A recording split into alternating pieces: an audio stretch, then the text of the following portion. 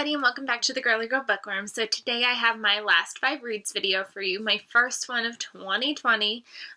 Some of the books are still from 2019, so we're going to start with those and work our way up to my current reads. So the first 3 books I'm going to talk about I read on my Kindle. 2 of them were Kindle Unlimited books and 1 was an ARC. So my first one that I read was Eleanor Gray by Brittany C. Cherry. This book I read for the Kindle Unlimited readathon weekend, and I really, really enjoyed this book. Shelby from Shelby Taggart Reads has been telling me to read this book for years. Well, not years. It feels like years. It just came out in 2019, actually, but it feels like years. She's been telling me to read it, and I've always loved the covers, but I never had Kindle Unlimited, and I never remembered to purchase it when I was buying books. So now that I finally have a Kindle and I have Kindle Unlimited, I was like, this is my opportunity to finally get to it. This follows Eleanor and Gray, obviously. And it follows them in 2 different points of their life. It follows them in high school, but then it also follows them when they're adults. So we start off following them in high school, and Eleanor's mother is dying of cancer. And she bumps into Gray, and Gray kind of decides to take her mind off her mother's dying, and off her death. So, cancer. Words. So he starts taking her to the carnival, to the movies, and things just to take her mind off it. And then when things kind of start turning for the worse, they end up going their own separate ways. So we then meet them again as adults, and Gray is recently widowed. He has 2 little girls, so he's on the hunt for a nanny, and Eleanor somehow accidentally applies for this nanny job, and she gets it, and it's like a second chance romance. I really, really enjoyed this book. I cried so much throughout this book. I can't even count how many times I cried. It's very emotional. It's very gripping. It's a romance, but I feel like it's even more than a romance because it deals so much with the grief, and you get to see different sides of it. So you get to see the daughter's grief, you get to see a spousal grief, you get to see children grieving, you get to see so many different perspectives of going through something so traumatic. 5 out of 5 stars, one of my top favorite books. I put it in my favorite list of 2019. It hit me and I needed to include it. So I'm so glad that I was able to sneak that one in 2019. Then I read Here to Stay by, oh my goodness, I'm blanking on his last name. His last name's Edwards, I think, but now I'm blanking on his first name. Starts with an M. Either way, I have a picture. This book was another book that I heard from Shelby, and Shelby does a lot of Kindle Unlimited reading, so if you like to read Kindle Unlimited books, definitely go check her out. I'll link her down below. She is a whiz at reading so many Kindle Unlimited books, so that's where I get a lot of my Kindle recommendations.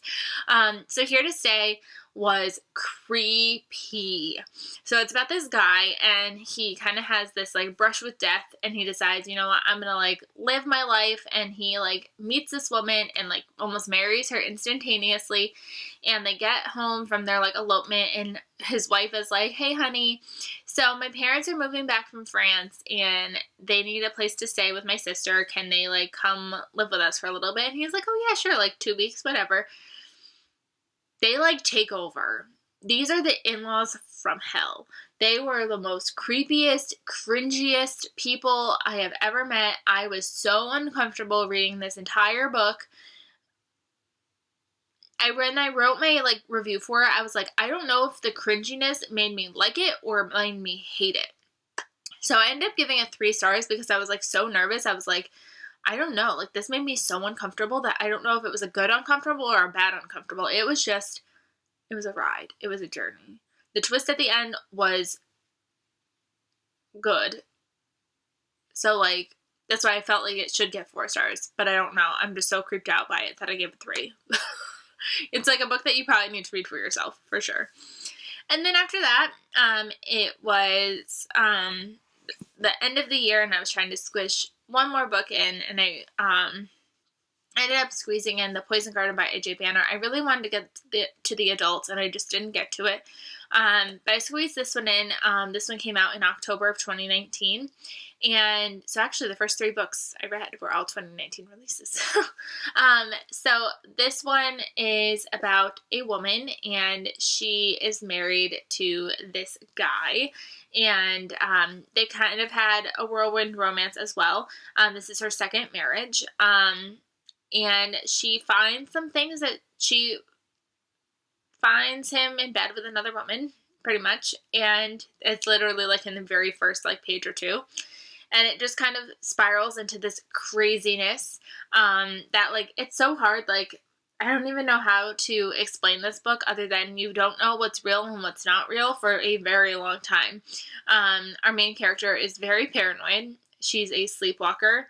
So you have no idea what's real, what's not real. You just are in for the ride. There is that cliche of cheating that I hate. Then there was another little, like, cliche thing that happens in the middle that I didn't care for. But by the end, I really liked this. Like, in the beginning, I was kind of, like, hesitant because I was like, oh, I hate cheating. I really don't like this. I can't believe A.J. Banner went this way. And by the end, I was like, never mind, I'm sold. And I gave this book 4 stars. It's 200 pages.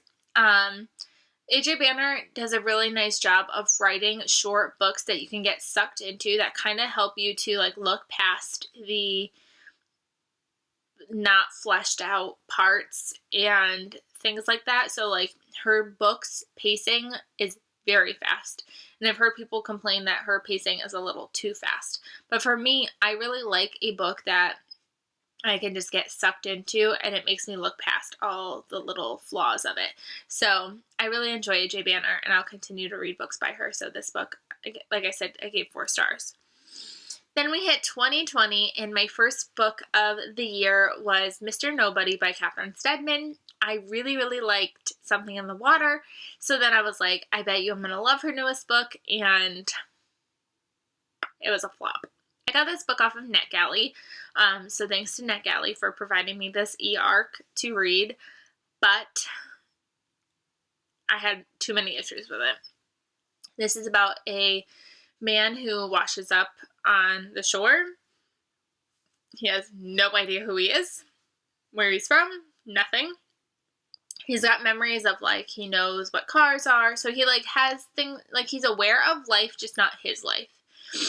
And it follows a neurologist. I think in my review I actually accidentally called her a psychiatrist, but I think she's really a neurologist. And she gets kind of put on this case to figure out who Mr. Nobody is and to study his brain, like, functioning.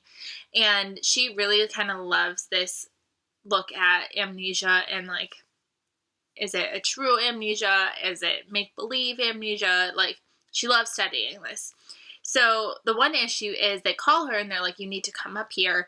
And it's her hometown that she's been avoiding for the past 15 to 16 years. So we know she's kind of like running away from her past. We know that she's had her name changed. So we know something creepy must have happened in her past, but we just don't know what. So it sounds like a great premise. If you love, like, brain development, if you love psychology, if you love amnesia stories, you're going to love this book. And it sounds like something that I should have loved because I was a psychology major. Like, yes, I got my education degree, but you had to major in something else besides education. So I majored in psychology, but, like, this book made me feel like I was sitting in my brain and development class.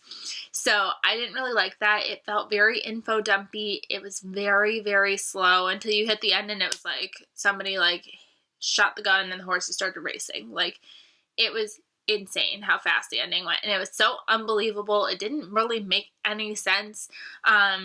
This book was not for me. I ended up giving it 3 stars on Goodreads, but really it's more like a 2.5-ish for me. So, huge miss. Then I decided after that I need to read a book that I'm going to love. So I ended up picking up The One You Fight For by Ronnie Lauren. This is book 3 in the Ones That Got Away series. I just recently got book 4, The One For You, so I needed to catch up.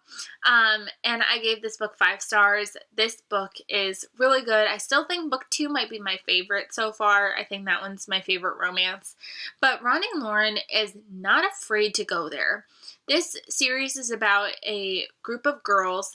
Each one follows a different friend, and when they were in high school, 2 of their classmates came into their prom and shot up the prom. And these are they survived, and now this is years later in their romances and how they're coping with it. So book 1 was a girl who was kind of stuck in a closet. She was with a guy who she wasn't supposed to be with because he was there with another girl. And then she actually, when she was in the closet, one of the killers opened the closet, saw her, and then closed the closet door. And then book 2 followed a girl who she was actually shot in the shooting. This book follows a character who was at the shooting and her sister was shot and killed. So it's she's devoted her entire life to trying to solve this issue and make sure that this doesn't happen in schools again. And she ends up falling in love with one of the shooter's brothers, which is so intense when you think about it. When she first meets him, she doesn't realize that's who he is. And like I said, Ronnie Lauren's Not Afraid to Go There. Very touching, very emotional. I'm really excited to get to book 4. Like I said, 5 out of 5 stars. This series, if you like romance with what I call it on Goodreads, I called it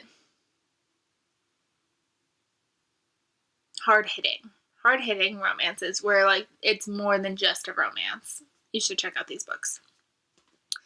The book that I am currently reading right now is I Can Be a Better You by Taryn Fisher. I'm about 100 pages in, so I will be including this in my next wrap-up. But I just figured I'd share with you what I was reading. So I hope you guys enjoyed this video. Maybe you found a new book that you're interested in. Let me know what you've been currently reading down below, and I will see you guys in my next video. Bye, everybody.